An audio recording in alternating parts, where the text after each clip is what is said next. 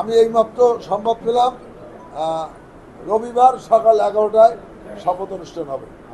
আমাদের সাত্তার সাহেব প্রাইম মিনিস্টারের মুখ্য সচিব উনি আমাকে টেলিফোন করে জানালেন, যে আমি বললাম যে আমার সাথে কয়েকজন যাওয়া প্রয়োজন যারা থাকতে পারবে কিনা, কারণ থাকা তো ডিফিকাল্ট, তারপরও আচ্ছা আমি আলাপ করবো।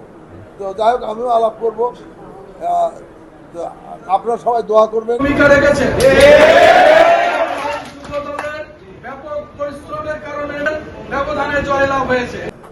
আমি একটা জিনিস এবার লক্ষ্য করেছি যে আমাদের অঙ্গ সংগঠন যতগুলো রয়েছে, বিএনপি, যুবদল, ছাত্রদল, শ্রমিক দল, কৃষক দল, মহিলা দল এবং অন্যান্য মৎস্যজীবী দল, আরও সব অন্যান্য যে দলগুলো রয়েছে, সব সংগঠনগুলোই কিন্তু কাজ করার চেষ্টা করেছে।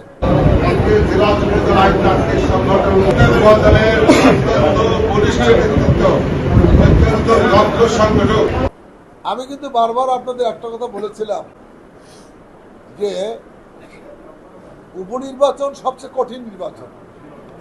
জাতীয় নির্বাচন যখন হয়, সাধারণ নির্বাচনটি যখন হয়, তখন জনগণের মধ্যে একটা প্রতিযোগিতা শুরু হয়ে যায়।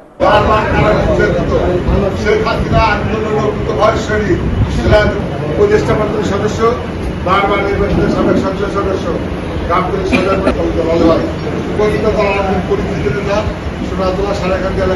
মানুষের নেতা বারবার যে কোন দল সরকারে যাবে, কে সরকার গঠন করবে, সেখানে ভোটার সংখ্যা কিভাবে বৃদ্ধি করা যায়, এইটা প্রতিযোগিতা শুরু হয়ে যায়।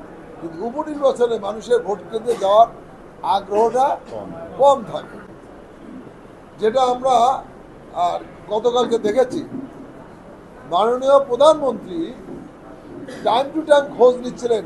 তিনি সরাসরি নিজেও আমাকে টেলিফোন করেছেন, মেহেদির মাধ্যমে খোঁজ নিয়েছেন, বিলাত ভাইয়ের মাধ্যমে খোঁজ নিয়েছেন, বিভিন্ন মাধ্যমে খোঁজ নিয়েছেন এবং বলছেন আমাকে কে কে মাঠে নামে নাই আমি সব জানি, আপনি এখনই বলেন তারা যেন মাঠে নামে। আমি তারপর যুব দল, ছাত্র দল, স্বেচ্ছাসেবক দল, শ্রমিক দল, মহিলা দল সবাইকে আমি টেলিফোন করেছি যে তোমাদের যত ওয়ার্কার আছে সব মাঠে নামাও, ভোটারদেরকে ভোট সেন্টার নিয়ে আসো। কারণ আমরা এখানে থেকে যেটা না দেখি, মাননীয় প্রধানমন্ত্রী ওইখানে বসে কিন্তু সেটা দেখেন। আমি খুবই খুশি হয়েছি একটা, এবং আমাদের যারা প্রতিপক্ষ তারা যে ভোট পেয়েছেন এটাই তাদের আসল ভোট মনে করতে হবে। যদি তাদের ভোট 96-97,000 আসল ভোট হতো, তাহলে কিন্তু আমাদের জন্য অনেক সমস্যা দেখা দিত।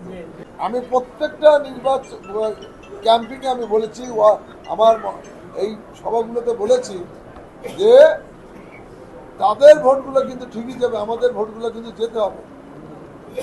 কিন্তু তাদের ওই ভোটারটা যে জাতীয় নির্বাচনের আগে মানুষের সাথে কিছু তারা বিভিন্নভাবে কৌশল অবলম্বন করে ওই ভোটারগুলোকে আকৃষ্ট করেছিল, বিদায় আমরা কিন্তু বেঁচে গেছি।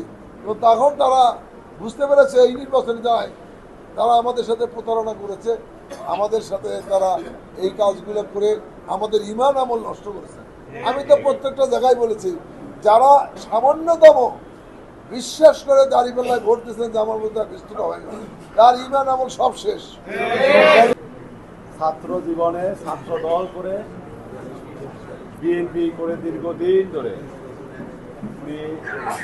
আজকে আমাদের সামনে এমপি হিসাবে বগুড়ার সদরের সাধারণ জনগণ তাকে নির্বাচিত করেছেন।